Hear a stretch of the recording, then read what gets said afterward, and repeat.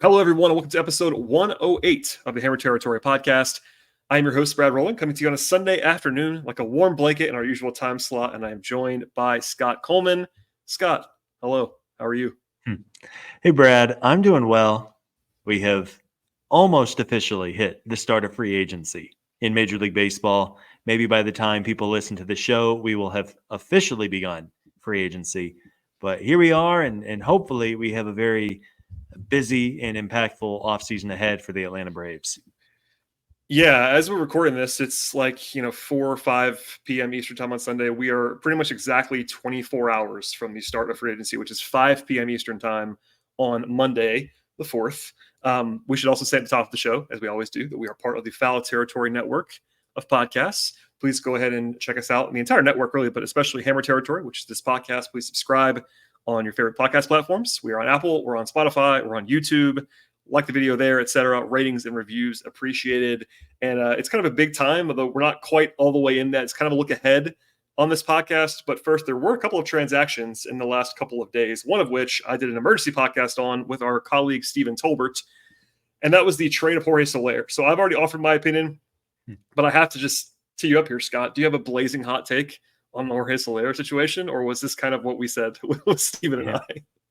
Yeah, I thought you and Steven did a nice job outlining the deal a couple days ago. And, as it became more and more apparent to me, and I think most fans, that it was going to be really difficult to carry Soler, Ozuna, and Ronald Acuna Jr. next year, coming off his second knee surgery in 3 years, pretty much. And it's a shame that Jorge could not play a more serviceable outfield because the guy can still really hit, man. Yep. The idea of having Soler in the middle of the Braves lineup next year with a healthy Acuna and Riley and Olsen and Ozuna and Harris, the guy can still really hit. Unfortunately, as we all kind of were surprised by when they said, yeah, he's going to play outfield every night. Jorge Soler is a DH. And it's just you couldn't make the puzzle pieces fit with Ozuna, especially. It was tough it was tough to piece everything together with Jorge in Atlanta still. And hey, the Braves saved a few dollars in the process, not even a few dollars, quite a few dollars. And we'll see if they have Griffin Canning in their long-term plans, but I think there might be something there. And now the Braves have some real more flexibility with the DH in the outfield now as the offseason really gets going over the next couple of weeks. Yeah, we did that show in the afternoon pretty quickly, trying to react as fast as possible. So we didn't know at the time. We still don't know, but we thought there might have been a chance that the Braves might just kind of announce that they were going to move on from Griffin Canning at some point, and they didn't do that. They still could, but we'll see. And the one thing I did want to say about the deal that we didn't get to mention quite in specific terms, because I think you're right about all of that. I saw a lot of fan reaction, but reasonable fan reaction that was like, look, this lineup is way better with Jorge Soler in it. And I know you said the same. I don't think Steve and I were disagreeing with that at all. Like, I think it's honestly pretty, I don't know if it's likely, but certainly possible that whoever plays starting left field on opening day for the Braves in April is not going to be a better hitter than Jorge Soler. So if you just list the players in order, which people love to do with their lineups, people love to just list the lineup, it might look worse, but you have to take into account, like, his defense was at the point where we don't like to look. Hitting's more important for 95% of position players, in my opinion, honestly, at least non-catchers and non-shortstops, maybe. But it was so bad that we kind of agree he couldn't be the full-time outfielder. So jury's out on the deal, but certainly understandable if nothing else. You don't have to love it.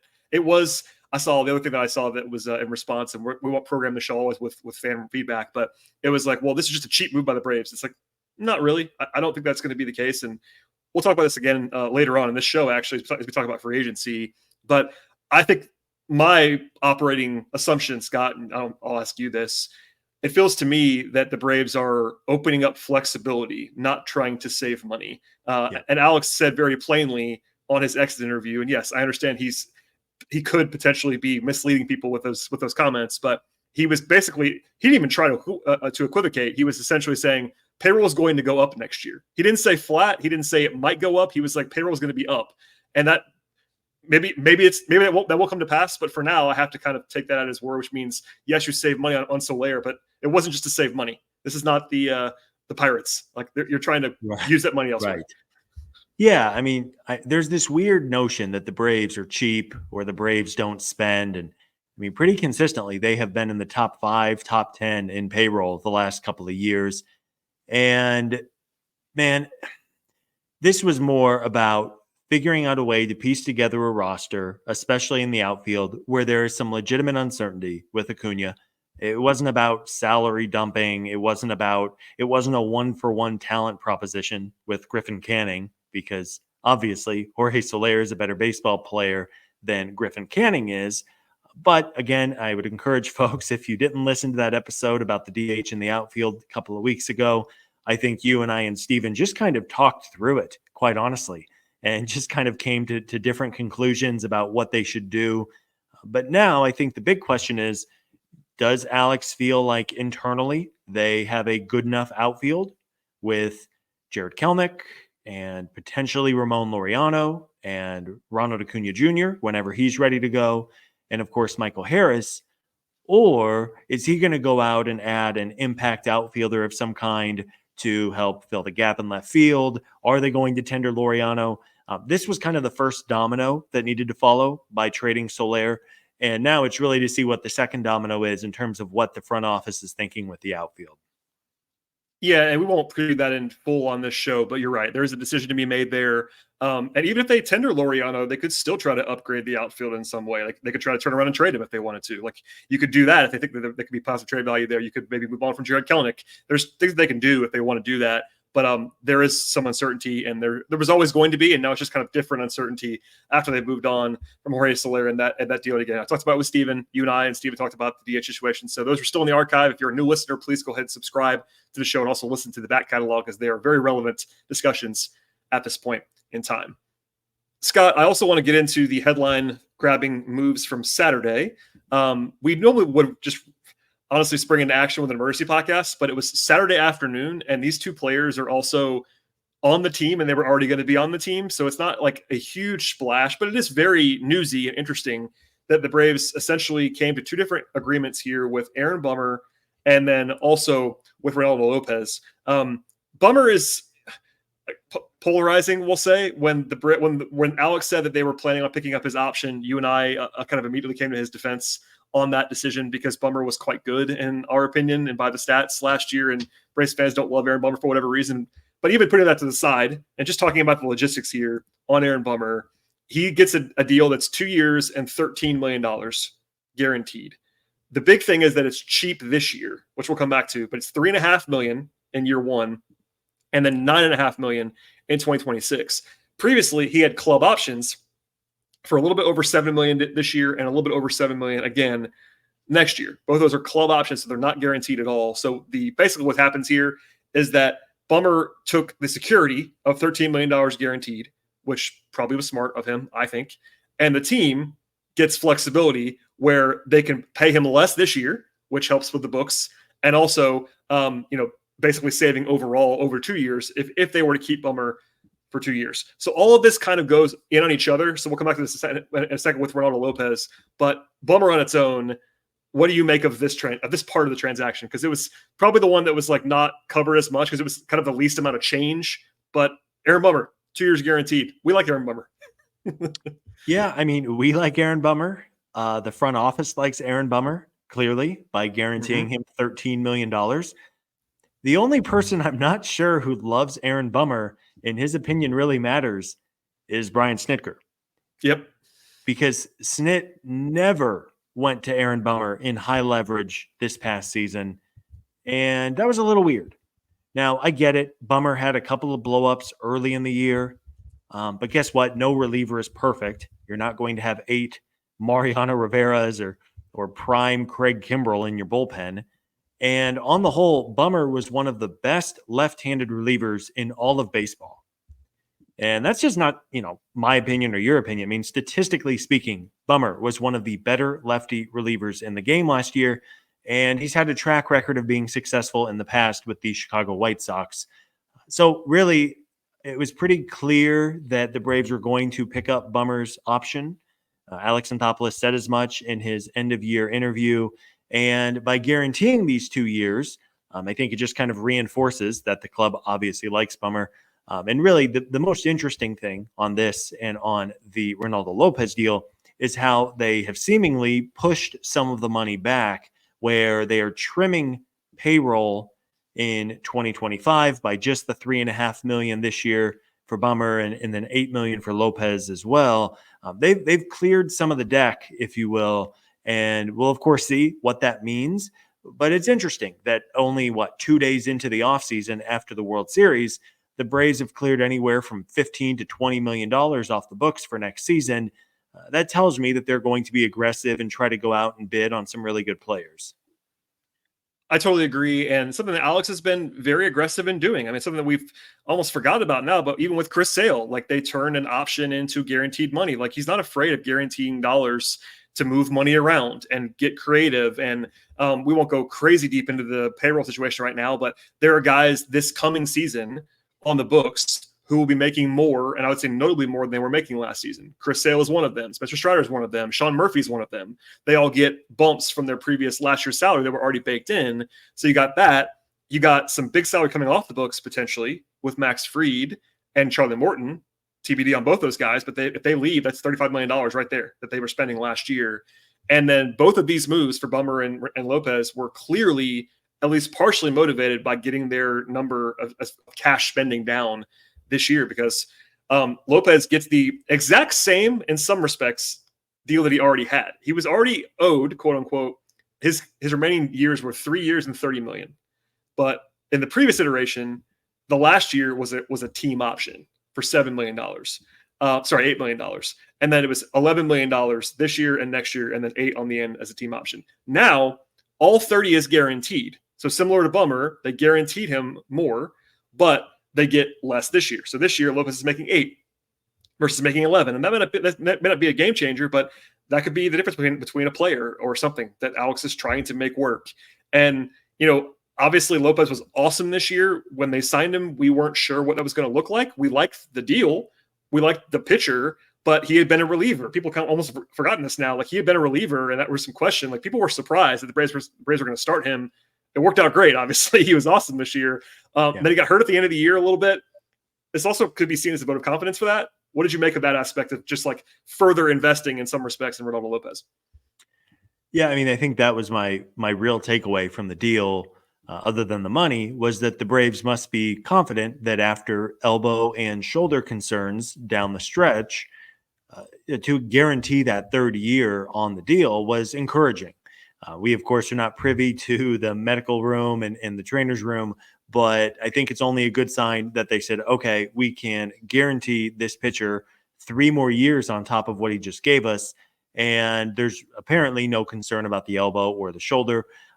And similar to Bummer, the fact that they have kind of backloaded the deal was interesting for all the reasons we just outlined. It does give Alex some flexibility financially. He has talked on the record in the past about payroll, that when the Braves are doing their budget, it's an all-encompassing budget. So it's not just what's the salary, what's the luxury tax, what's the signing bonus. It's all one number.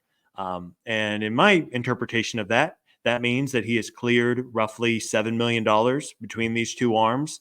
If they would have picked up Bummer's option as was, and if they would have just paid Reynaldo as it was, I think it was going to be $18.5 million. Instead, now it's 12, 11, 11, I believe.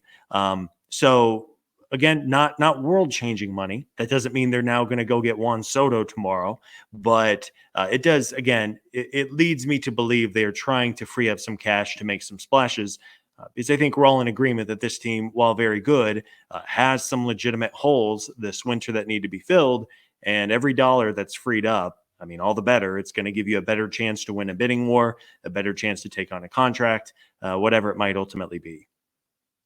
Yeah, one of the reasons I wanted to open with these 3 moves in tandem, even we already did the reaction on Soler, was that also saved money too. So you put them all 3 together, to your point, and you're right. It's like a $7 million savings with just Bummer and Lopez. It's TBD on Griffin Canning. It's either going to be $5 million probably in that range or 0. We don't know yet. But even if they keep Griffin Canning, they will have saved $15-ish million in about 2 or 3 days on next year's salary, just from these 3 transactions, the trade and the 2 restructures. And again, Max and Charlie TBD, but they have money to spend. Because even the guys who I mentioned before are going to get raises this year. They're not giant raises. They still are going to spend more. And again, Alex said they're going to spend more. So we don't know who it's going to be yet. One reason we're doing this kind of tee up podcast is because free agency does begin on Monday. And outside of Soto, who I think the Braves, we would love it if they signed Juan Soto. He's the only player that's like very clearly out of the price range. I feel like if even in a shocking move, they could sign some other guys that are free agents that we're not expecting them to sign. Don't get me wrong. I wouldn't project them to be in on the top guys other than Soto. Soto's the only one where it's like, I wouldn't stop breathing if they sign Juan Soto because it's going to be so much money. But they can to use an old throwback term, Scott, they can now shop on any aisle. Can't they? Yeah, baby. How about that? I love it. That was like Alex's go-to line like 3 or 4 winters ago. Like every single media availability, that was his line. Yeah, I agree. As much as I would love Juan Soto's bat in the middle of this lineup, he's not coming to Atlanta. But pretty much anybody else, I could at least see the Braves being interested in. Do I think they're going to go overpay for Corbin Burns, who's arguably the best arm on the market? Probably not. But I'm sure they'll make a phone call. And I mean, they were to that point. They were in on Aaron Nola last year. They were the runner-up for Aaron Nola. You can debate how close they got, but they were in that to the end, and that's going to be kind of that's the price range that Corbin Burns is going to be in. You would think so. That's at least plausible to me. It's not likely, but it's plausible. Yeah. It's I think other than Juan Soto, everybody at least will get a phone call from Alex, and you never know. Sometimes things break down. Sometimes you think there's a half dozen teams ahead of you in the bidding war, and 5 of those teams decide to pivot elsewhere, and all of a sudden it's like, oh, okay, maybe this can come together. Same story for Max Fried. I don't think Max is likely to return to the Braves at this point, but if things break down or maybe his market isn't quite what he thought it was going to be, obviously there's a good relationship there, years and years of good relations between the player and the organization. So we'll see. But I do think, again, the fact the Braves and Anthopoulos are clearing out some money here so early in the winter tells me that as they've had basically a month to outline their offseason plans, they obviously wanted to have some more cash freed up to go and make deals. And that makes for an hopefully exciting offseason on the horizon. Monday's a really big day in baseball. It may not mean that there's going to be giant transactions in free agency, but it's the day that it begins, number one. And also, again, that's 5:00 p.m. Eastern time. They're already allowed to talk to their own free agents. Like we saw actually today, Michael Walker re-signed with the Royals because he could. He was allowed to. He couldn't go somewhere else, but he could stay with the Royals. Fun story. I know Michael Walker's wife from college. Yeah, man, it wouldn't suck for the husband to bring home a $51 million paycheck. That wouldn't be terrible. Yeah, like, yes, sir, I'll take that. 3 years. Yeah. He was we'll share our kind of a bunch of names list. He was on my list originally. I had to go in and delete Michael Walker's name because he was like, maybe an interesting guy for the Braves, and now he just went away. But just to say, you could sign. So the Braves could have been talking to Max Fried and Charlie Morton the last several days post World Series. They could have been doing that. Maybe they actually did. But now you can talk to external free agents. Obviously, Max is the big one. We'll come back to that in a second. Monday is also the deadline to decide on club options. Alex has already said they're planning to pick up Ozuna and d'Arnaud's club option. No surprise there if they do that. We already discussed that in depth. Luke Jackson is we think a pretty easy decline at $7 million, but that's one they have to decide on by tomorrow as well. And then they also have to decide whether to tender a qualifying offer to Max Fried, which seems like an absolute no-brainer. It's just basically procedural. 1 year and $21 million is the qualifying offer. You do that if you don't know what that is, to go ahead and if he leaves, you get a comp pick back for him. It will not be a great comp pick because the Braves are in the tax, and that lessens that. But it's one of those things where, hey, if Max wants to sign that 1 year tender, he's free to do so. The Braves would definitely be very excited if he wanted to do that. He won't, but you offer it, and then he has 2 weeks to decide. Those are all the deadlines on Monday. There's a lot going on, but the big one, of course, is free agency open. Yeah, I'm not expecting any necessarily fireworks in the next 24 hours. I don't think you are either, Brad. But the Braves have already made a trade and 2 signings before they even opened. It's crazy. It was really. I mean, let me say this. I don't see them doing anything crazy with Marcell Ozuna. I think they'll just pick up the deal, the $16 or $18 million option. I guess Travis d'Arnaud could decide to retire, but unless that happens, I think Travis will be back with the team next year. And then Luke Jackson just not worth $7 million. That's a pretty easy decline. And so sure, maybe it's not a guarantee that there's no drama on Monday when these deadlines hit, but I think it'll be a relatively procedural day for the team. And Alex does like to work quickly. I mean, we joke about these 3 moves already, but even in previous years, like he has done stuff where he'll make 2 moves on a Monday in November, and then he'll do nothing for 2 months. Like he's definitely an early in the offseason kind of guy. So they could make a splash, but when you're signing external free agents, most guys don't want to wait. Sorry, they do want to wait. They don't want to go early because they want to make sure there's a market, all these things. But hey, could they make a move on Monday? Sure, they could. But I think it probably will be, not definitely, probably will be picking up those options, tendering max, and then figuring it out from there. There was actually, before we get to the external guys, we have to do it, Scott. There was a rumbling from Mark Bowman. Yeah, baby. Mark wrote the following. Mark Bowman, shouts to Mark. Hi, Mark. Quote, there was also an assumption that Charlie Morton would retire, but the hurler who will turn 41 on November 12th, quote, is leaning toward pitching at least one more season, end quote. Okay, Scott, I'm going to let you talk about this because my feelings are well known here, but this is kind of surprising. Now, it doesn't mean that he's definitely going to pitch, and Mark's been the only one, I think, that's been banging this drum, but he's seemingly got a source, so we'll see what's going on there. But Charlie pitching again, could be pitching in Atlanta again, let's just say. Yeah, it's interesting because, I mean, not just one time, but Mark Bowman has mentioned this numerous times over the last 10 days or so. Clearly, Bo has been doing it for 20, 25 years now. He has his sources. He's not just pulling this out of thin air. Charlie Morton, it's an interesting case. If it's anywhere close to $20 million, forget it. He's just not worth that at 41 years old. Even I would not pay Charlie $20 million next season. Yeah. Even I, famous defender of Charlie Morton. And I think that Alex probably will agree with us on that, I would guess. Yeah. But, yes. If, and this is what Bowman also suggested, if Charlie is open to pitching for somewhere in the neighborhood of $10 to $15 million next year, it's at least interesting. The last 3 years, I pulled Charlie's numbers. The last 3 seasons combined, Charlie's ERA, FIP, and xFIP all are about 4. And clearly, he's not a frontline or an ace anymore. But a 4 ERA for a pitcher who has made 30 starts the last 3 seasons, I mean, those don't grow on trees. And of course, it's a 1-year deal. You're not committing yourself to 7 years to a pitcher where you worry that in year 2, if his shoulder blows out, you're screwed for 5 seasons. So it's interesting. I still think Charlie's going to retire at the end of the day, just based on his comments at the end of the season.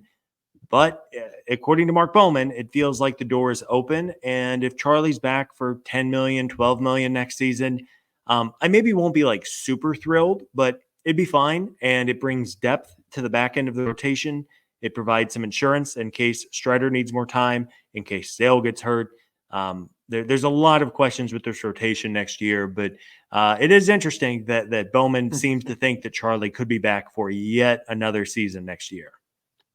Yeah, you brought up the last 3 years, and look, it's fair to note the age, of course. Like it's very possible Charlie could just be bad next year. That's just, it's worth just saying that out loud. At his age, it could happen at any moment. I do think that his demise has been overstated by some because he was not bad this year. He was, no matter how bad people thought he was, he actually wasn't. If you look at the numbers, he just wasn't. He was a perfectly fine 4th, 5th starter this year for the Braves. And over the last 3 years, I believe I'm looking this up now, he was tied for 24th in the National League in Fangraphs WAR among pitchers. That's really good over a 3-year period for your 4th starter, 5th starter. Like, he's useful. But yeah, and also we all know this, but Alex loves a 1-year deal. Loves it. Loves a 1-year deal. The lack of commitment to that, the flexibility of it. And yeah, I can already tell we fight this battle every winter with some fans, but you just have to have more than 5 starters.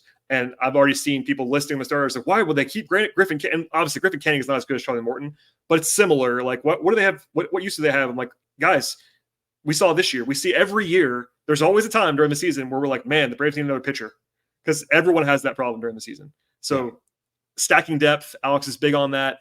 And yeah, if it's 1 year and 10 million, I know what the reaction will be. It'll be very negative. I understand that, but for me, and I know I'm the Morton guy, but it'd be perfectly reasonable to do that for 1 year. Yeah. I mean, at the end of the day, you play 162 baseball games, 9 innings a game. What's that math? Like 1,400 and something?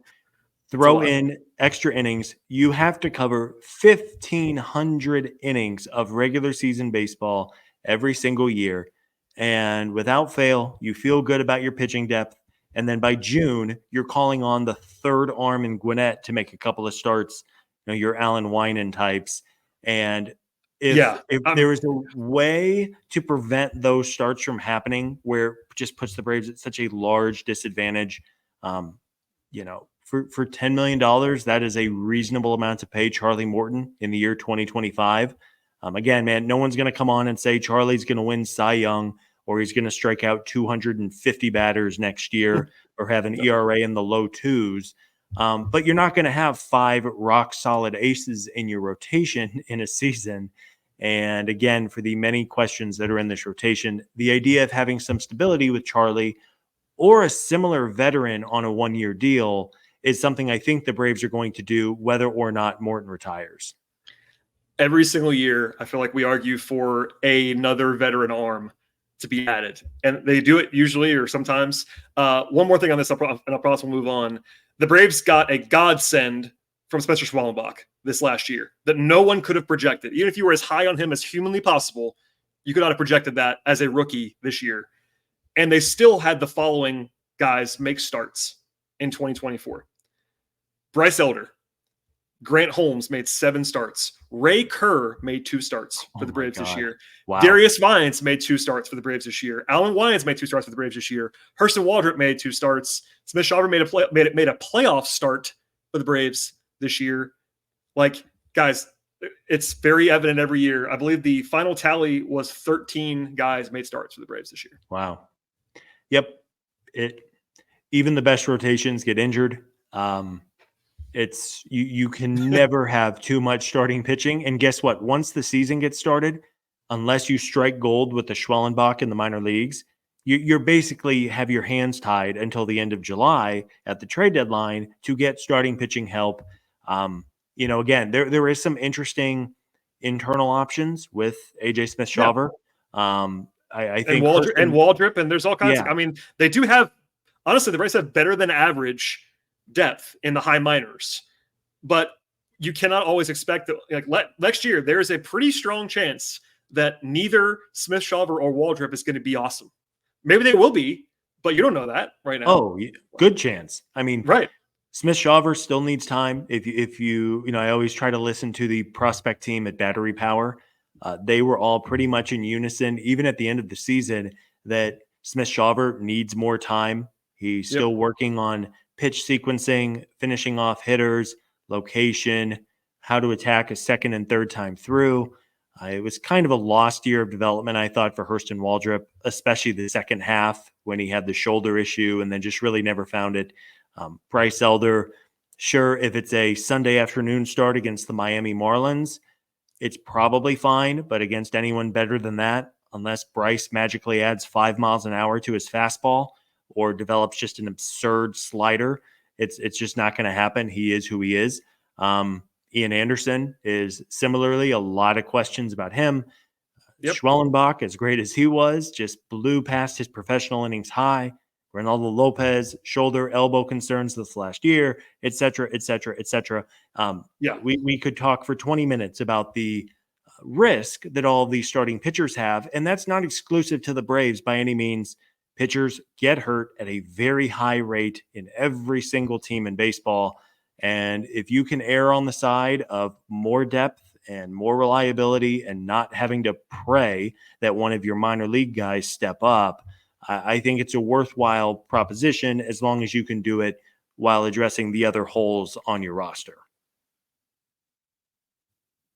All right, let's go to some external free agents. We're not going to dive deep on these guys, but it's a good time to kind of just say, hi, here's what's available, et cetera, and people can kind of pick their favorites. We always have guys that we like. I know Scott always has his guys, famously Zach Wheeler. We would have nailed that one, Scott. You were all over that one. We would have. But Would have been a great one. So anyway, And Sonny Gray too is my guy. I am yeah, Sonny Gray actually. Hear me out, Brad. still available. The St. Louis Cardinals are supposedly going to cut money and try to get younger. The Yeah. Braves could use a starter. Sonny Gray, only 2 years, $50 million on his contract. Like, all right, hear me out. Hear me out. No, I'm 100% with you. And like, look, we get questions about this all the time about trade candidates too, and it's impossible. Maybe we could try one day to kind of lay out all the trade candidates. Like that's a much harder task than just say, hey, here are the free agents. But it's a good point you made. It beyond Sonny Gray being an attractive, which I agree with, is that Alex could also address issues with trades. Like he's very willing to do that. I think shortstop's one that we talked about a lot already, and we'll talk about even more in a second. Where like it could be a trade, could be a trade for an outfielder, could be a trade for a starting pitcher. We don't know, but that is always I would say undervalued pathway to plug holes. Or better than that is that you could trade for guys, and Sonny Gray is a good name to keep an eye on, I would say. Let's start with the pitchers while we're on Sonny Gray. So I'm starting with pitching. We just did a whole primer about this, about how, look, the Braves don't have to sign a huge dollar arm. They may not. I could say maybe they probably won't even. But if they're so in theory, if they were in play for Max Fried, why would they also not be in play for Corbin Burns or Blake Snell or rookie Sasaki or Nathan Eovaldi or Sean Manaea? These guys are all like, those are varying degrees. But if you lose Max, it's not exactly a hard sell to say, hey, we'd like to get another, even if it's number 2 versus number 1, like Max kind of has been, guy. So those are all the names that are kind of on that top level, along maybe like Jack Flaherty. But those are 5 or 6 names that are really interesting top of the rotation guys, and they're all available. Yeah, it's going to be very interesting to see what the starting pitching free agent market is. Because last winter, some guys like Aaron Nola found a lot of money right away. Like Nola was signed, I think, before Thanksgiving, and for 7 years, 170 some odd million dollars. But then you had your Blake Snells and your Eduardo Rodriguez and your Jordan Montgomerys, who all really struggled to find a market that really developed for them. They ultimately landed pretty good money on like an annual basis, but they were not able to necessarily command the 6-year deal that I'm sure they were all looking to command at the start of the winter. So we'll see. I think the big 3 is pretty clearly Burns, Snell, and Fried in some order. Well, and Garrett Cole opted out. Yep. And I think he might re-sign with the Yankees. There's some interesting language there that we'll not dive into, but he would be up there as well if he's actually a free agent. And he wasn't great this year, but Garrett Cole is a capital letters name. Like Garrett Cole's a big name. Is obviously for a reason a big name. Yeah. And in that second tier of free agent arms, there's some interesting and like legitimately good options in there too, right? Like Nate Eovaldi. I've been a fan of Eovaldi's for years. Manaea, who you mentioned, Jack Flaherty just came off the World Series. Luis Severino had a really nice bounce back year with the New York Mets. So there's some good kind of second tier free agents. I'm curious to see if the second tier kind of waits on those big 3 to kind of establish the market. And let's say the Braves, or let's say the Texas Rangers, who are expected to go out and be active in free agency, say that those teams maybe miss out on the top 3. Then do talks intensify with the second tier free agents? If you asked me today, the first weekend of November, I would think the Braves would be more likely to be in that second tier of starting pitchers. Maybe then you won't have to go 5 or 6 years. Probably get them for anywhere from $15 to $22 million a year. I think that's more of the game Alex is going to be looking to play. Because we said it a couple nights ago on the show, we'll say it one more time. Paying starting pitchers who are on the wrong side of 30 is a very risky proposition. And I think Alex has shown us he's generally pretty risk averse whenever he can be. And sure, Corbin Burns is awesome. He'd be really good for this team right now. But the idea of committing yourself to a Corbin Burns until 2031 or whatever it's going to require is mildly terrifying for a team that is not completely desperate in the starting rotation. Yeah, I think that if they were to sign one of those big names, it's probably going to be Max. Agreed. That's my best guess. Again, I still think, and you can disagree if you want to, I still think that Max is more likely than not going to be gone based on what we've just heard from everybody for months now. Do you agree with me on that one so far, Scott? Yeah, I do. I mean, not definitely or anything. He could come back. Yeah. But just more likely than not, I would say, based on the intel. Think so. I think that's fair. So there's that. And I think if there is a big name, it'll probably just be Max, which is great. Max Fried is really good. There were 3 or 4 guys I wanted to highlight that are, for whatever reason, maybe available for a more modest price tag, either in years or dollars, that I think would be kind of up Alex's alley in a historical sense. Alex likes to do these deals where he's either buying low or trying to fix somebody or whatever. He likes short-term deals. So one of them is Walker Buehler. Walker Buehler had a rough year this year in LA. He has a high pedigree guy. Alex loves the first-round pick, a former first-round pick. Loves that. Buehler has been great. He's been banged up at times. He found it sometimes this year, of course. He wasn't terrible, but could be a reclamation project on a high level. One is also Max Scherzer. That might sound crazy. Max Scherzer is 100 years old. But if you didn't sign Charlie, well, you probably wouldn't sign Charlie and Max Scherzer. But if you didn't sign Charlie, he is Charlie adjacent. Obviously, he was better than Charlie at his peak. But Scherzer is on the wrong side of 40, not even the wrong side of 30, Scott, wrong side of 40, but seems to want to pitch. 1-year deal, maybe. And then a guy that I honestly forgot was a free agent, Shane Bieber. A Cy Young winner from a few years ago, currently coming off of Tommy John. So he's going to be out till the summer probably, but that might bring his price tag down. Maybe he signs a 2-year deal as a result of something like that to kind of get back on the market. That's a guy, and again, you're dealing with TJ. It's not an exact science. You'd be guessing a little bit. But if for a team that doesn't, to your point, Scott, have this urgent need, if you could somehow get Shane Bieber and say, hey, Shane, take your time. We'll see you in July. That's pretty intriguing. So those are all 3 different players, but they're all kind of, to me anyway, kind of Alexy to varying degrees. Yeah, I mean, I think you said it perfectly, man. Like, we have learned that Alex very rarely gets the player that everybody has circled on the whiteboard. Yep. I mean, it's he thinks outside of the box. I don't think in all of the podcasts we did a year ago, did any of the 4 of us ever say Chris Sale's name? No. I mean, the only time Alex has made a move that we all were like, hey, he can go do this was Matt Olson if Freddie left. Matt Olson was the logical guy if Freddie left. We all knew that. But even that move happened in a way that we didn't expect. He did it before Freddie even signed. There was this whole back and forth that we won't relitigate now about Freddie's agent. That still drives me crazy. People forget that. But that's the only time he's made a move that we were like, okay, that was kind of foreseeable, was if Freddie left, Matt Olson was the guy. Every other thing that he's done basically has been either, once it happens, it's like, okay, that makes sense. But to your point, it's never the guy you expect. And if it's a free agent, it's almost never the price you expect. Like, he's not going to pay. Maybe I'm wrong about this, Scott. Has he ever paid sticker price for a guy that was like at the top of the market? I feel like he's never done that on any position anywhere. Like, it's either an extension on a guy we already have, or he trades for an expensive player like Chris Sale and reworks the contract or whatever. But he doesn't go out and sign free agents for the top dollar like that are external. Has he ever done that even once? No. I mean, I think, let's think this through. I mean, Josh Donaldson was a 1-year deal. 1-year deal. Exactly. Cole Hamels, 1-year deal. 1-year deal. Marcelo Zuna originally 1-year deal. 1-year deal. Yep. He did do a 4-year deal. Not an extension, but a clean new 4-year deal with Marcel. Is that the biggest free agent deal? I feel like I'm missing somebody obvious, but we should have prepped this. But no, and we didn't, and that's fine. I just think the point, it's more than even the specifics. Like, the point stands. Like, he either does these creative trades or short-term free agent deals or whatever. It doesn't mean he can't sign a big free agent for market price. He just hasn't.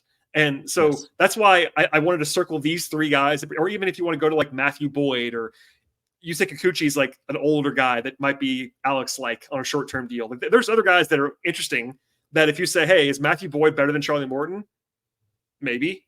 I don't know if he is for sure, but he's younger than Charlie Morton. I don't know. There's interesting, like, it all comes down on the pitching side to urgency level. What is Alex's urgency level? Because they know they got Strider coming back, but Strider may not be back until May or June. We just don't know right now.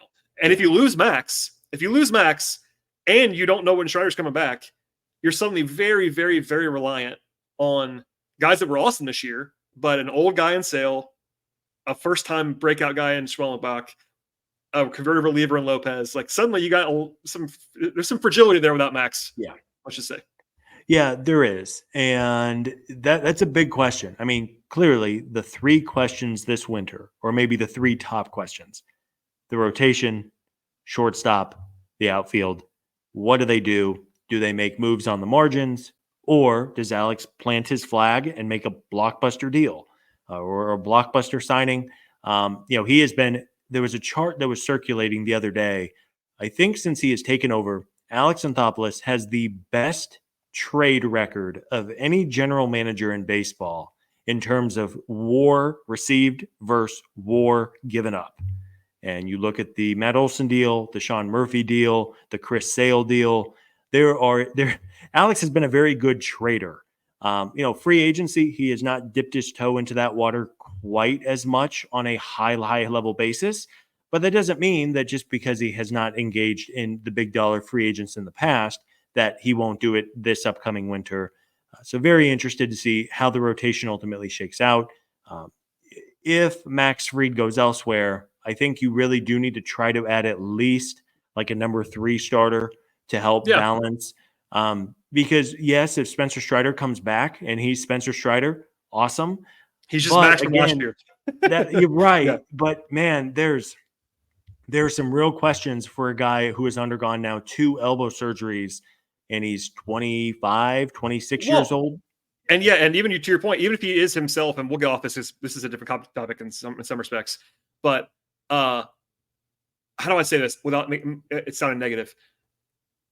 They didn't get lucky necessarily, but they got very high-end outcomes on all 3 of Sale, Lopez, and Schwellenbach in 2024. Oh, yeah. Yeah. Like very, very, very high-level outcomes on all 3 of those guys. They could do it again, but I am always reticent to expect that on the pitching side in particular. So adding to that, I'm with you. And if Max leaves, they will have to figure something. They don't have to. I guess they could, with a straight face, say, we'll make some moves on the margin and hope Spencer comes back. But I'm going to be on your side of that comment. I think if you lose Max, you need to be a little bit more than on the margins pitching wise. Maybe it is we're going to re-sign Charlie and we're going to get one more guy who's a 4th starter and piece it together that way. That wouldn't be crazy if you got 2 of those kind of late rotation guys versus one guy who's a little bit better.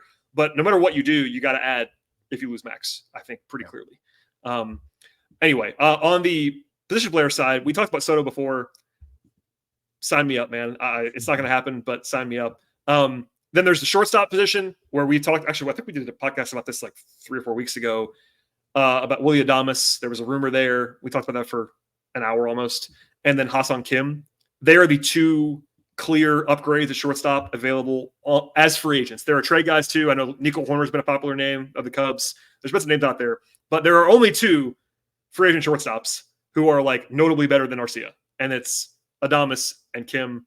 Not much to add there. Like those guys would be great. I don't know if they're going to pay them. Yeah. Yeah.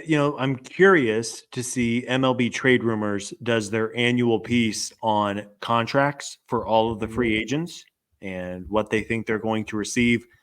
But there's been some reporting that the thought is Willy Adames is going to get something in the neighborhood of Dansby Swanson's 7-year, $177 million deal. We used that comp on the show. Yes, we did. Because we were ahead of our time on that one, Scott. There we go. Yes, please credit the Hammer Territory podcast. On the whole, they are similar players. Dansby, better glove. Adames, better bat. But I see the Braves going out and giving Willy Adames a 7-year, $175 million deal? No, I don't. I would love it. I would be excited for him because he's a terrific baseball player. But I just don't think that's going to be the Braves' solution at shortstop. Ha-Seong Kim is a really good baseball player. I know Braves fans may not be super familiar with Kim because he's been out in San Diego, but he is a very well-rounded shortstop, great defensively, runs the bases, gets on base, draws walks, hits for a little bit of power. The concern with Kim is, one, he's a Scott Boras client, which I think the only time Alex has acquired a Scott Boras player it wasn't even Alex. I was going to say Tuki Toussaint was a Scott Boras player, but that was, of course, John Capalella. So Alex really has not entertained much in the way of Scott Boras. The other concern with Kim is they just underwent shoulder surgery, and there's a real chance he will not be ready for a month or 2 or 3 next season. I don't know if you can necessarily sign that kind of player. I guess you could, and then have Orlando Arcia be your starting shortstop for a month or 2, and then go to Kim. So we'll see on those two. But I do think if they are going to make an improvement at shortstop, I tend to think it would be more of the trade route than the free agency route. Yeah, I am with you on everything you said there. I think that if Adames' price tag is that, I don't think it's going to be the Braves. And then Kim, we just don't know about the injury, but I would like either one. We'll see. Trade could be a possibility there. And then the other spot, of course, is corner outfield. I'm not even going to bring up anybody else. It's like they don't have a free agent need anywhere else. It just there's some really interesting players as free agents, but they're not going to sign a first baseman. Like, you know what I mean? Like third baseman. It's just not going to happen. Yeah. Or catcher. So, corner outfield's interesting. There's some depth there this time around beyond Soto, who's the headliner, but in no order, this is, Teoscar Hernandez, Anthony Santander from the Orioles. Jurickson Profar had a great year, former top prospect that kind of has now found himself. Tyler O'Neill is an interesting player that's been like an injury guy, but has been great when he plays. And then I think for like the 5th year in a row, we'll discuss Michael Conforto on this podcast. Yeah. Another favorite of the free agency of options because he's a righty masher. And our colleague Steven Tolbert's talking about this all the time. The Braves just don't have enough of those. So that'd be a way to go ahead and get a guy like that. Not a great defender, but a bat. So that's not even a full list. But there are a bunch of corner outfielders that I think are reasonable starting corner outfielders that are available. And that doesn't mean that they're going to sign any of them. They could just keep Laureano and have Laureano and Kelenic again and roll with that. That is not exciting to me because I think as good as Laureano was, he probably is not going to be that good again based on his underlying metrics from this last year. But that wouldn't be completely insane. What I will say this on this front, Scott, and we talked this before, but would it trigger you like it would trigger me if the Braves rolled into the season with both Arcia at shortstop and these corner outfielders? Because that's the one scenario I can't handle is if they go into the year with Arcia at shortstop and then the Laureano-Kelenic duo in left field at the same time. Yes. I would say it is a failed offseason if opening day rolls around and you have a platoon with Kelenic and whoever, could be Laureano, it could be another right-handed outfielder, and Arcia. That would be a failure of an offseason to me. Unless it's Hassan Kim, because then he just wouldn't be wouldn't be there. But other than that, yes, I'm with you. Yeah. So one of those two positions needs to be upgraded for sure. I would love for both of them to be upgraded. Frankly, I think the Braves need to add an outfielder because we just don't know about Ronald Acuna Jr.'s knees. And we have seen now in 2 years, Michael Harris has missed significant time he had the back issue last year. He had the 2-month hamstring issue this past season. And, Kelenic, it was a mixed bag, more bad than good, but I don't think you can give up on him. But I also don't think that you can count on him, if that makes sense. So I think they need to add an outfielder of some kind. Shortstop, I would love for them to move on from Orlando Arcia. Shortstops are really hard to acquire. It's not as if there are 10 really good available shortstops in free agency and trade. It's going to be a little trickier to upgrade that position, but I would like to see them add a corner outfielder of some kind. For all of those reasons, you'd be putting a lot in the baskets of a healthy Acuna and Kelenic taking a step forward and Michael Harris staying healthy all year long. I just don't know if you can really bank on all of those happening. Yep, we are in agreement there. And again, we're setting the table a little bit here. We'll have more depth when rumors start. If there's anybody tied to the Braves, we'll talk about it in more depth. But that is kind of the primer, at least for things opening up on Monday. Scott, I mean, the Braves did actually reclaim an old friend. I believe is it Roy Bear? I don't know how to say his name. Salinas, who was in the Sean Murphy trade, went to Oakland in the Sean Murphy trade. He got hurt last year, but a battery-powered minor league favorite. He is now back with the Braves. Interesting arm. More of a shot in the dark than anything else. Just wanted to at least note that. It was a newsy item over the weekend. Way down the list. This is minute 50 of the podcast, so obviously that tells you the impact of that move. But hey, another arm. Yeah. Yeah, I know the battery power guys were excited to have Salinas back in the organization. He has had some health issues, really kind of unclear when he will pitch again. But a live arm, a player who once upon a time, I think, looking back on the Sean Murphy deal, I think Salinas was like the one player in that deal that the prospect guys for the Braves were a little concerned that he could turn into something really good. Yep. Like so many young pitchers, it's impossible to predict.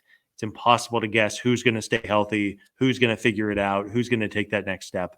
But we did want to quickly mention they did add Salinas back to the organization. And who knows, maybe he gets a call up sometime in the summer to provide a live arm to the team. Yeah, and he could be a bullpen piece too, from what we've been told and what his profile looks like. Could be a bullpen guy. So TBD on that, but at least one more name to throw out there. Scott, at some point this week, we might have an emergency podcast or something crazy happens or whatever. Max signs somewhere else. Any of those things would inspire us to talk again. But in the meantime, where can folks find all of your work as we sign off here on a Sunday evening?